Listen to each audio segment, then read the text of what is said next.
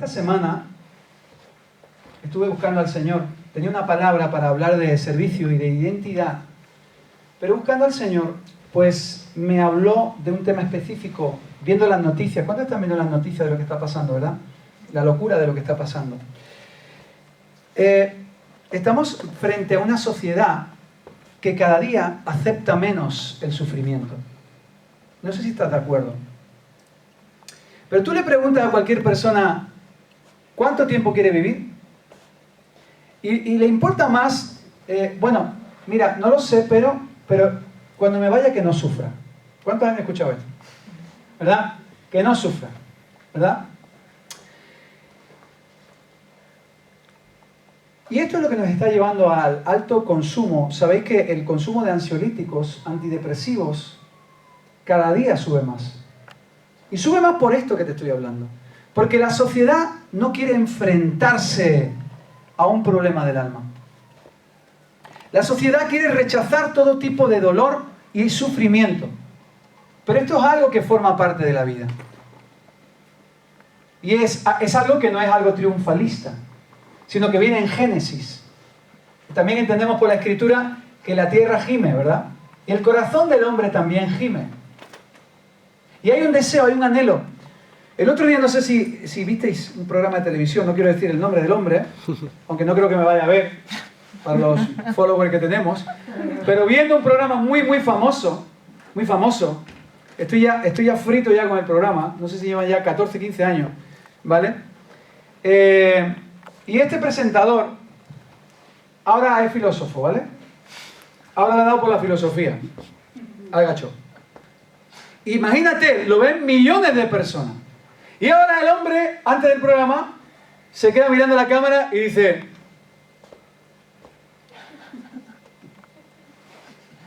me he dado cuenta que la vida se trata de dejarlo a tiempo. Dejar a tiempo una relación cuando no va bien. Dejar a tiempo un trabajo cuando no funciona. Dejar a tiempo una fiesta cuando se pone decadente. Dejar a tiempo un matrimonio cuando no empieza a funcionar. Fíjate el mensaje. O sea, imagínate lo que está lanzando por esa boquita. Es decir, transliterado, si las cosas te van mal, abandona. Ese es el mensaje. No pienso sufrir, ¿verdad? Esto va muy alineado con el pensamiento budista de entrar en el nirvana para no sufrir, ¿verdad? No sufrir, eximir el sufrimiento. Y esto es imposible hasta que estemos en la presencia del Señor. Hasta que estemos en la vida eterna, siempre por un sitio o por otro va a haber sufrimiento. Y esta es la mala noticia. Pero la buena noticia te la quiero leer en la Escritura. Y quiero que vengas conmigo. ¿Cuántos saben de qué comentarista, de qué persona hablaba? Seguro que la habéis visto, ¿no? Sí. Bueno, ¿para qué le vamos a decir Pablo Motos? ¿Vale? Sí. Pues fíjate el mensaje, ¿no? O sea, abandona a tiempo, lo que sea, y compara un matrimonio con una fiesta. O sea, imagínate el punto del mensaje que está lanzando a la sociedad. Pero esto se integra en la juventud y se integra en el entorno que nos rodea. La gente no quiere compromiso. Y en el momento que las cosas van mal, se rompe y se acabó. Las víctimas, como siempre, pues los niños, ¿no? Las víctimas, pues, como siempre, la siguiente generación. Mira qué dice la palabra. Dice Salmo 126, que esta es la palabra que vamos a compartir hoy en el café. Salmo 126, versículo 1 al versículo 6. Dice la Escritura lo siguiente: cuando el Señor trajo a los desterrados de regreso a Jerusalén, fue como un sueño. Nos llenamos de risa y cantamos de alegría, y las otras naciones dijeron: cuántas maravillas ha hecho el Señor por ellos. Así es, el Señor ha hecho maravillas por nosotros. ¡Qué alegría! Restaura nuestro bienestar, Señor. Como los arroyos renuevan el desierto, los que siembran con lágrimas cosecharán con gritos de alegría. Repite conmigo. Los que siembran con lágrimas cosecharán con gritos de alegría. Amén. Y sigue la palabra: lloran al ir sembrando sus semillas pero regresan cantando cuando traen la cosecha. ¿De dónde viene este salmo? Vamos a estudiar un poquito el contexto, porque así vamos a entender mejor el mensaje de este salmo. No todos los salmos los escribió el rey David. Este salmo hablaba de la liberación del pueblo judío cuando Senaquerib, que era un rey sirio muy malo. Los sirios eran muy malos. Dice que de los ejércitos más crueles que había. Y justamente cuando consiguieron la libertad, está hablando de esos judíos, ese remanente que estuvo cautivo y venían desde Samaria, desde el norte, hasta Jerusalén. Porque Israel estaba dividida. Era una nación que estaba dividida en ese tiempo, en el norte Israel y el sur, que era Judá. La capital del norte era Samaria, la capital del sur era Jerusalén. O sea que el contexto de lo que escribieron este salmo, enfrentaron dos batallas. Una interna, dentro de la casa, había división, y otra contra un imperio opresor. En ese contexto y en ese tiempo de libertad, escribieron 700 años antes de Cristo aproximadamente, y date cuenta de lo que ocurría. En el reino del norte gobernaba un rey llamado Oseas, no Oseas el profeta. Dice que hizo lo peor delante del Señor. Pero en el reino de Judá estaba Ezequías, que era otro rey. Dice la palabra que este rey de Judá, dice, hasta pasó a su hijo por el fuego. ¿Sabéis lo que era eso? ¿Sabéis a qué dios adoraban los fenicios? Moloc. Era una estatua gigante de bronce. Y esa estatua gigante de bronce tenía como una barriga bulbosa y ahí ponían una candela incandescente y los brazos de Moloc, que eran de bronce, se ponían al rojo vivo, y ahora unos sacerdotes vestidos de negro tocaban tambores debajo de la estatua, pum, pum, pum, pum, pum, para que no se escucharan los gritos de los niños. Y sacrificaban a los niños ahí en el altar. Si el niño vivía, es que Moloc lo había aceptado. Si moría, es que no lo había aceptado. Pues Ezequías, el hijo de Acaz, fue pasado por Moloc.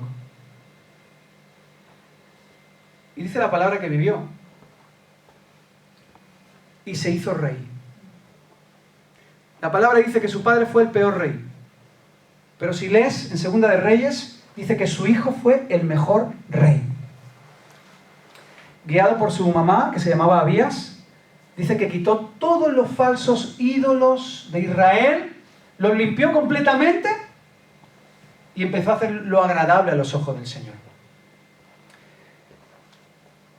Hijo e hija, si en tu casa hay alguien que no es creyente, tengo una buena noticia. Porque la palabra del Señor siempre va a traer fruto.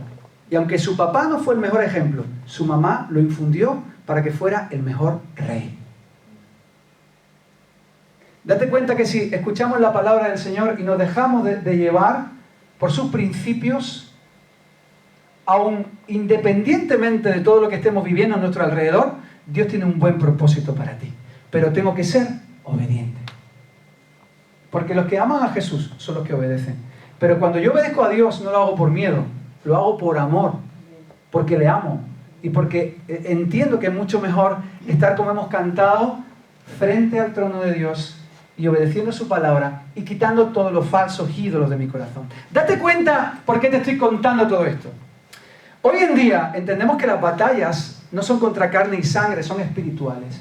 Y cada uno de nosotros tenemos un falso ídolo en nuestro corazón. Un falso ídolo que ocupa el lugar de Dios. Un falso ídolo que nos impide muchas veces hacer su voluntad.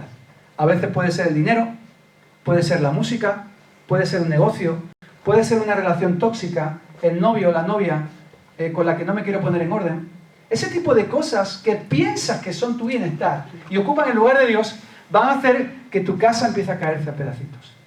Hasta que te veas en una situación que tienes que clamar a Dios, quitar ese falso ídolo del corazón y dejar que Él reine en ti.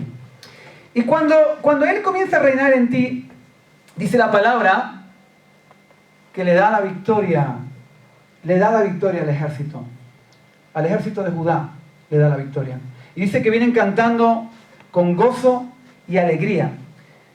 La Escritura dice que más de 185.000 asirios fueron exterminados por el ángel del Señor. Porque la victoria es espiritual y la victoria es de Cristo. Y esa misma noche el Señor le dio la victoria absoluta en el espíritu al pueblo de Judá. Y dice el versículo 2, nos llenamos de risa y cantamos de alegría. ¿Sabes qué? Estuve mirando hoy la palabra risa en el hebreo original para ver mejor el contexto de esta palabra. Vamos a entender mejor lo que quiere decir el autor cuando entendemos el idioma. La palabra risa, ellos venían riendo y cantando, y la palabra es sehok, que es una risa loca. Venían locos de alegría. Venían locos de gozo. No sé si alguna vez el Espíritu Santo te ha dado risa. Y estás pasando por un tiempo delicado y complicado. Imagínate bajo la tensión y la presión que vivió este pueblo, adorando a dioses que sacrificaban a los bebés todos los días. Los exterminios que hacían los asirios. Los métodos de tortura que empleaban. Imagínate la batalla y el dolor que pasó este pueblo. Dios sabe cómo restituir tu dolor después de una gran batalla. El Señor siempre tiene una restitución del dolor después de una gran batalla. Recuerdo hace 5 años que nos fuimos a Tailandia con todo el equipo de Betel y fuimos a Pattaya, que es una ciudad, a evangelizar durante 15 días, a hacer evangelismo en 3 lugares. Ellos le decían cielo, tierra y subterráneo. Compartíamos la palabra en los lugares altos, compartíamos la palabra en la calle y nos íbamos después a los sitios más underground que te puedes imaginar a compartir la palabra. Prostíbulos, discotecas, clubs y los sitios más raros que te puedas imaginar. 15 días. O sea, vi tantas cosas. Había una calle que era como la Barrosa, pero en vez de haber restaurantes y sitios de tapas, todo eran prostíbulos donde las mamás vendían a sus hijas. El mayor lugar de prostitución infantil está en Pattaya. Y allí fuimos a evangelizar. Cuando yo entré en esos lugares, íbamos con cajas de rosas, con versículos bíblicos, cantando alabanza, y había un equipo de ministerio que conectaba con algunas mujeres que querían salir de ahí. Y se las llevaban a los centros. El último día que llegamos a Bangkok, nos metíamos donde iban todos los peregrinos a adorar a Shiva, a Buda, y ahí empezaban a dar palabras proféticas. Un escándalo. El día 14 me empezó a dar un dolor de cabeza. Un dolor de cabeza que no podía ni abrir los ojos. Había tal presión espiritual, había visto tantas cosas, estaba tan agotado de 14 días sirviendo, adorando frente a aquel ambiente tan denso, tan oscuro, que teníamos el último concierto en una iglesia, creo que había, no me acuerdo cuántas miles de personas, pero estaba el equipo de alabanza de Bethel Church y iban a hacer un concierto de las canciones nuevas de Jesus Culture. Y yo iba con la mesa de mezcla porque querían que metiera algunos samplers y algunas cosas con el grupo de alabanza. No podía salir de la habitación. Me puse tan malo, que dije yo, wow, ahora que viene el momento donde voy a disfrutar a tope, ¿sabes? Y voy a celebrar todo lo que ha ocurrido y ahora me pongo malo. Total, que vienen a llamarme a la habitación del hotel y le digo a los líderes de jóvenes, le digo, oye, que no puedo salir, que una presión era algo espiritual. Cogieron todos los chicos, nos pusimos en la moqueta, en un pasillo del hotel, y se pusieron todos allí a adorar al Señor. De repente llega uno con una flauta, ahora uno con un cuerno, ¿sabes? Con un chofar, ahora otro hablando en lengua, otro cantando, ahora empieza uno a reírse, otro a reírse. Cuando yo me di cuenta estábamos todos borrachos, pero escúchame, borracho total en el espíritu. Tirado en el suelo de la moqueta del hall del hotel, riéndonos, mirándonos, un gozo, un peso de Dios, que yo no era capaz ni de levantarme. Solamente quería reírme, solamente quería mirar a mis hermanos. Cantábamos armonía, y a mitad de la canción cantaba y decía la palabra Sehok. Reía como un loco, reía de gozo, reía de alegría, porque la buena noticia es que si estás pasando por una gran batalla, el Espíritu Santo sabe cómo restituir ese cansancio. A los 30 minutos me levanté de ahí, se me había quitado el dolor de cabeza, era un hombre nuevo, parecía que había pasado por un spa espiritual, niño. Y estaba yo ahí ya, como Michael, niño, ahí haciendo hasta coreografías para llegar al escenario. Se me quitó todo.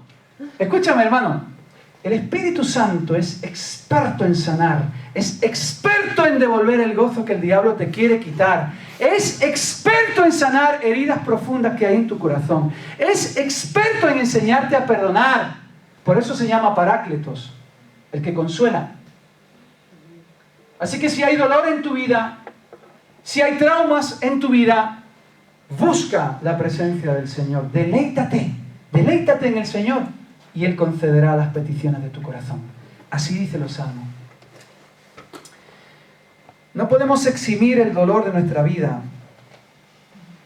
ni siquiera en nuestra vida cristiana. Pero sí tenemos herramientas para combatir el dolor. Las mejores. No hay mejores herramientas que las que te da el Espíritu Santo. Qué triste es enfrentarte a una batalla como la que se están enfrentando ahora a miles de kilómetros de aquí en Europa, sin la esperanza de la vida eterna. Qué duro sin el Espíritu Santo. Qué desesperación cuando tu confianza estaba en la casa que van a derrumbar, o en la familia que has estado edificando toda tu vida, o en la persona que te gustaba, o en el trabajo que anhelabas.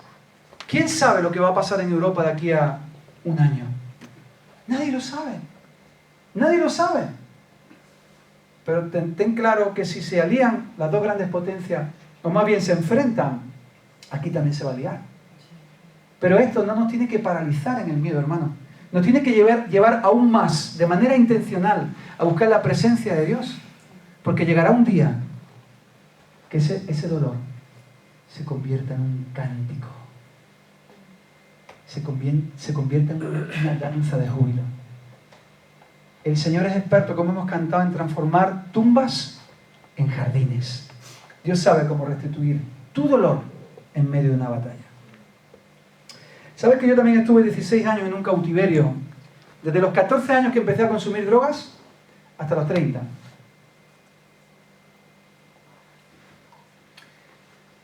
Y eso es un cautiverio. ¿Cuántos han tenido adicciones a algo? ¿Puedes levantar tu mano? No importa que sea sustancia, ¿eh? También puede ser una adicción a alguien tóxico, a un hábito tóxico, ¿verdad? Tú eres esclavo de todo aquello que te controla. Y Cristo ha venido a romper la esclavitud. Ha venido a romperla. Yo estuve 16 años siendo esclavo de muchas cosas. Y el 17 de diciembre del 2007 acepto a Jesús como Salvador de mi vida. Le dejo entrar y Él como caballero comienza una obra en mi casa. Y esto no es de la noche a la mañana. Empezó quitándome del tabaco ese mismo día que acepté a Jesús. Cogí el tabaco y digo, ¡asco! Porquería. Me vi las uñas amarillas, digo, ¡qué lache! ¡Qué asco! Y ahora me ponía a hablar y yo era de muchas palabrotas. Yo hablaba unas palabrotas tremendas y no me gustaba cómo hablaba. Y así, día tras día, con las cosas que veían mis ojos, con las cosas que oía, con las cosas que hacía, el Espíritu Santo comenzó una obra dentro de mí. Y llegó un momento, como dice el Salmo 40, con paciencia esperé que el Señor me ayudara. Y se fijó en mí, y se fija en ti. Y me escuchó, porque mi Dios oye, y mi Dios ve. No es una estatua, ni es un ente, ni una energía. Es un hombre, se llama Jesús. Y te ve y te oye. Y te saca del foso de la desesperación. Y ahora pone tus pies en roca firme. Y ahora, a medida que camino, endereza mis pasos. Empieza un proceso. Y después del proceso empieza un cántico nuevo de alabanza a nuestro Dios. Muchos oirán y que pondrán su confianza en el Señor. Así que hay 3 pasos en todo creyente. Salvación, restauración y llamado. Si Dios te salvó, ahora quiere repararte. Porque estamos estropeaditos. ¿Quién no está estropeadito aquí? ¿Quién no venía con una tara? Una tarita de fábrica. La tarita de fábrica. ¿Sabes? El tambor golirero. ¿Te acuerdas? El gorilita este que tocaba. ¿Sabes? Otro que le da por darse cabezazos. Cada uno viene con una tara. Pero Dios va a sanar tu tara y va a poner un cántico nuevo. Un cántico como el que venían cantando estos judíos del Salmo 126. Que dice que hasta las naciones paganas flipaban Así lo dice en la versión NTV 2.0. Flipaban, dice. Flipaban, dice que cuando los vieron los paganos, dice hasta los paganos, cuando nos vieron cantando y sabían la fatiguita que estaban pasando, decían, wow, menudo Dios que tienen estos señores, menudo Señor que los ha librado de la batalla. Y esto es lo que ocurrió en mi vida. Todos aquellos con los que yo me destruí, todos aquellos con los que yo trafiqué, todos aquellos con los que yo engañé, mentí, robé, cuando Cristo vino a mi vida y yo cantaba canciones delante de ellos y no me avergonzaba del Evangelio porque el gozo que tenía era muy superior a lo que pensaran de mí, ellos decían, wow, verdaderamente Dios es real porque mira Marcos cómo está. Y esto es lo que va a ocurrir con tu vida. Llegará un momento que te llamen loco, pero loco por Cristo. Completamente loco, pero por Cristo. Antes estaba loco, loco por mí, tan loco por mí que no era capaz de amar a otro. Así que la buena noticia es que el Señor restaura tu bienestar, como dice el versículo 4. Vamos a seguir desglosando este texto porque dice que restaura nuestro bienestar como el Señor, dice, como los arroyos renuevan en el desierto. Los desiertos son tiempos en nuestra vida en los que el Señor nos despoja de cosas a las que nos aferrábamos. Son momentos donde quizás no escucho la voz de Dios, donde no siento la presencia de Dios, donde hay frío en la noche, donde hay mucho calor en el día, donde faltan los recursos, pero ahí en el silencio el Señor quiere tratar con tu vida. Y es ahí donde el arroyo, que es el símbolo del Espíritu Santo, quiere sanar tu corazón. Ahí, en un desierto, si hay desierto, hay un arroyo. Si estás en Cristo y hay un desierto, hay un arroyo. Hay un arroyo tranquilo que te va a dar de beber en ese desierto, pero tienes que buscarlo a Él.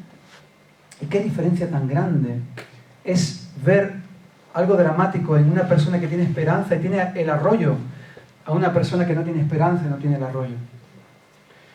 Desgraciadamente, hemos asistido a muchos funerales en estos 2 años. Cuando empiezas a pastorear, tienes que ir a funerales y no todos son creyentes. Pero si tú supieras cómo cambia el escenario. Hace poquito fuimos al funeral de una hermana nuestra, una amiga, donde ninguna de la familia era creyente y murió de cáncer. Si tú vieras el ambiente de desesperanza, de dolor y de clamor desesperanzado que había, ahí no había quien los consolara. Si no era la palabra que tú le podías soltar de parte de Dios, no tengan miedo, brother, no tengan miedo, porque Jesús dice que todo el que cree en Él, aun después de morir, vivirá. Tú quieres vivir, tienes que creer en Él. Y ahí le podía soltar un poquito la palabra. Pero si tuvieras la diferencia que hay en un escenario así, a un escenario como otra hermana de la iglesia, que se llama Luisa, su padre era aviador y también murió de cáncer, por cierto, todos creyentes. Un escenario completamente diferente. ¿Había lágrimas? Claro que había lágrimas. ¿Hay duelo? Pues claro que hay duelo. ¿Quién no va a llorar por la muerte de una madre? Mi madre murió en el 2015, el 25 de diciembre, y lloré como un niño pequeño. Pero yo sé dónde está mi mamá. Y esas lágrimas, como dice la palabra, se convirtieron en un gozo y en una alegría. Y hoy cuando canto alabanzas, digo, wow, mereció la pena lo que sufrí. Porque en los últimos días de la vida de mi madre, aceptó a Jesús como Salvador. Y él tenía un plan para mi madre, tenía un propósito para mi madre. Así que, si estás pasando por prueba y eres creyente, piensa que en esa prueba hay propósito de Dios. En ese dolor, en ese sufrimiento, hay propósito, porque eso lo cambia todo. Eso lo cambia todo. ¿Puedes ayudarme, Eva?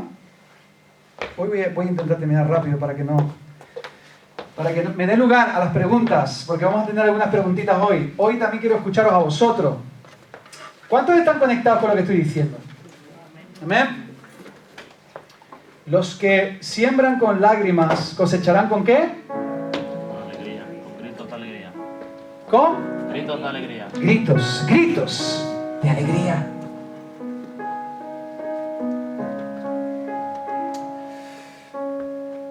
Hay una ley universal. Lo que siembras, cosechas.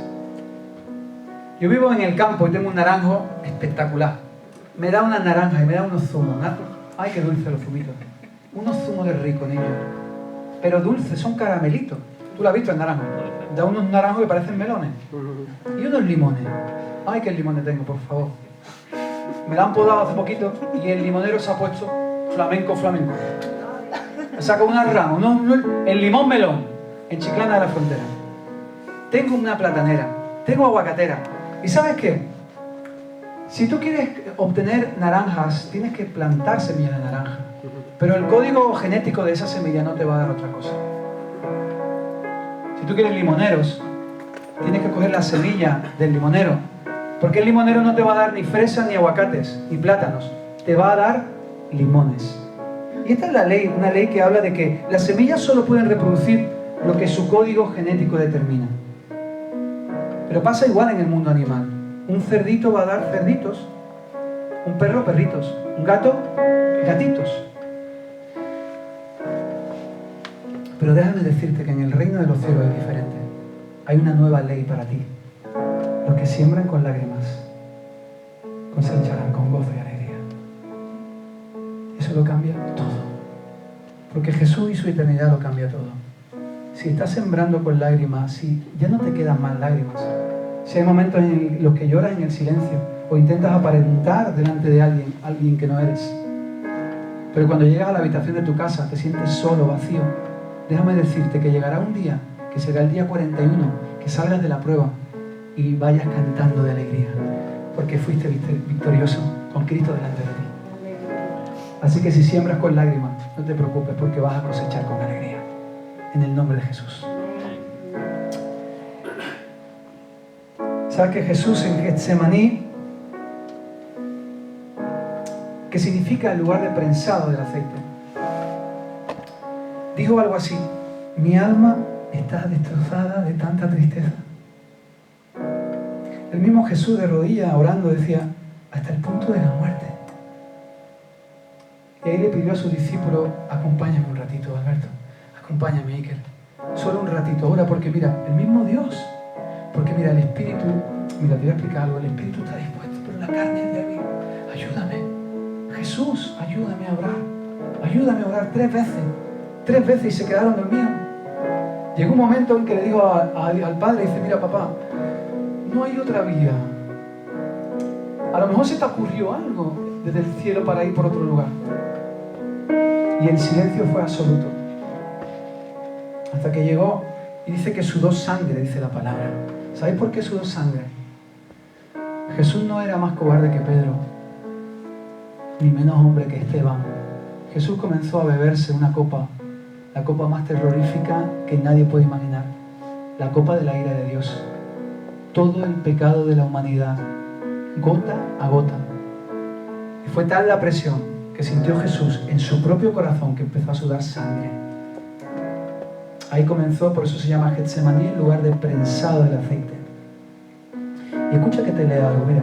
Isaías 53, versículo 1 al 12. Ponte de pie, vamos a leer este texto. Quiero que adoremos al Señor.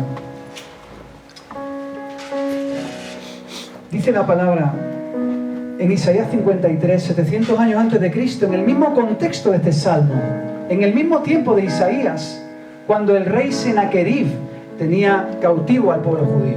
Ahí mismo el Espíritu Santo le da esta palabra a Isaías: mi siervo creció en la presencia del Señor. Dice: como un tierno brote verde, como raíz en tierra seca. No había nada hermoso ni majestuoso en su aspecto, nada que no nos atrajera hacia él. Fue despreciado y rechazado, hombre de dolores y conocedor del dolor más profundo. Ahí está hablando de la cruz. Nosotros le dimos la espalda, desviamos la mirada. Fue despreciado, no nos importó. Sin embargo, fueron nuestras debilidades las que Él cargó, aleluya. Fueron nuestros dolores los que lo agobiaron, y pensamos que sus dificultades eran un castigo de Dios, un castigo por sus pecados, pero Él fue traspasado por nuestra rebelión, aplastado por nuestros pecados. Fue golpeado para que nosotros estuviéramos en paz, y fue azotado para que pudiéramos ser sanados. ¿Te das cuenta que había propósito en el dolor? ¿Te das cuenta que está diciendo: fue golpeado para que yo tuviera paz? Fue maltratado para que yo pudiera ser sanado. En la prensa del aceite de Dios había propósito. Había un propósito de beneficio para ti como hijo, como su hija.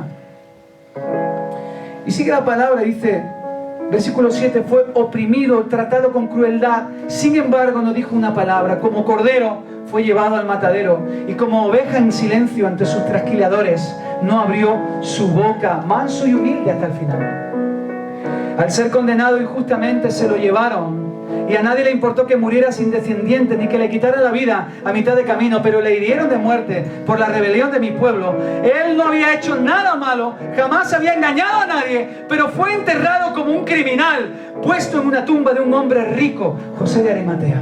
Fíjate, 700 años antes de Cristo, la precisión de la profecía. Escucha esto. Y aquí termino. Formaba parte del plan del Señor aplastarle en Getsemaní y causarle dolor. Dios era malo, Dios era muy bueno, porque la cruz la eligió Jesús. Él fue el que dijo, envíame a mí, yo iré por amor a todos mis hijos. Aplástame si tengo que traer vida, crucifícame si voy a traer vida eterna. Clava los pecados de todas estas personas en la cruz.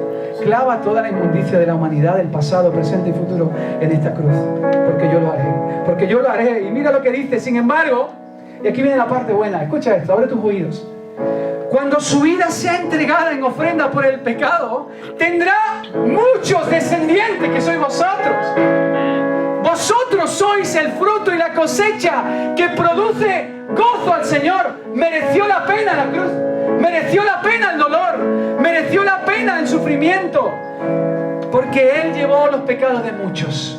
Hace poco hablaba con Carmen tomando café y me decía que un día hizo penitencia y decidió tomar una cruz para hacer penitencia antes de recibir a Jesús como Salvador. Y cuando terminó la penitencia se dio cuenta de que era una tontería lo que hizo, porque ya lo hizo Jesús en la cruz. Ya no tienes que cargar la cruz de Cristo, ya lo hizo Él, ya pagó con su propia vida. Ahora tu cruz es una cruz de obediencia para quitar todo falso ídolo de tu corazón y dejar que Él convierta tu dolor en una cosecha de alegría.